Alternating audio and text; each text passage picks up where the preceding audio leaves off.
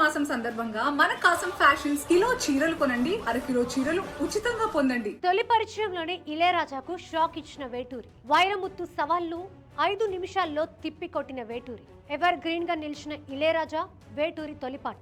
భారతీయ సినీ సంగీతంలో కొందరు అందించిన సాహిత్యం, సంగీతం ఎవర్ గ్రీన్ అనిపించుకుంటున్నాయి. తెలుగు సినిమా సంగీతంలో అద్భుతాలు సృష్టించిన ఇళయరాజా తన సాహిత్యంతో ఆణిముత్యాల్లాంటి పాటలు అందించిన వేటూరి గురించి ప్రత్యేకంగా చెప్పుకోవాలి. అలాంటి వీరిద్దరి తొలి పరిచయం ఎంతో ఆసక్తికరంగా జరిగింది. కమల్ హాసన్, మాధవి జంటగా సంగీతం శ్రీనివాసరావు దర్శకత్వంలో రూపొందిన ప్రయోగాత్మక చిత్రం రాజా పార్వై. తెలుగు, తమిళ భాషల్లో ఒకేసారి ఈ చిత్రాన్ని రూపొందించారు. తెలుగు వర్షన్ కు అమావాస్య చంద్రుడు అనే టైటిల్ ని ఫిక్స్ చేశారు.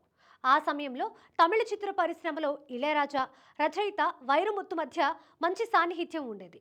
వైరముత్తు అందించే సాహిత్యానికి ఇళయరాజా ఎంతగానో ముగ్ధులయ్యేవారు. ఆయనని మించిన గొప్ప పాటల రచయిత మరొకరు లేరు అనే భావనలో ఇళయరాజా ఉండేవారు. అప్పటికి ఇళయరాజా తెలుగులో ఎక్కువ సినిమాలు చేయలేదు. దాంతో వేటూరి పాండిత్యం గురించి ఆయనకు తెలీదు.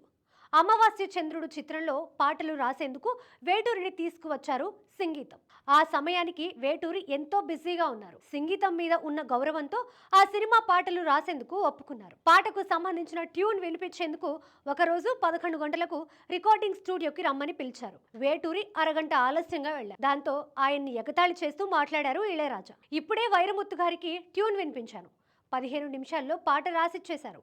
మీరు కూడా ఉంటే బాగుండేది. మీరంత వేగంగా పాట రాయగలరా అని అడిగారు. ఆ మాటలు వేటూరికి బలంగా గుచ్చుకున్నాయి. అంతే, ఉన్న పలంగా పల్లవి రాసుకుంటారా అని అడిగారు. దానికి ఇళయరాజా షాక్ అయ్యారు. ట్యూన్ వినిపించి 5 నిమిషాలు కూడా అవ్వలేదు, అప్పుడే పల్లవి ఇచ్చేస్తారా అన్నారు. మారు మాట్లాడకుండా వెంటనే పేపర్ పెన్ను తీసుకొని ఇళయరాజా ఇచ్చిన ట్యూన్కి అనుగుణంగా సుందరమో సుమధురమో, చంద్రుడద్దిన చందన శీతలమో అనే పాటను 5 నిమిషాలలో రాసిచ్చేశారు. వేటూరి రాసిన పదాలకు ముగ్ధుడైన ఇళయరాజా దానికి అర్థం అడిగి తెలుసుకున్నారు. వేటూరి ఎంత గొప్పవారు అనే విషయం అప్పుడు తెలుసుకున్నారు. అంతటి వ్యక్తి గురించి హేళనగా మాట్లాడినందుకు ఎంతో బాధపడ్డారు. ఆ తర్వాతి కాలంలో వీరిద్దరి కాంబినేషన్లో ఎన్నో అద్భుతమైన పాటలు వచ్చాయి. అంతేకాదు, వారి స్నేహం చివరి వరకు అలాగే కొనసాగింది.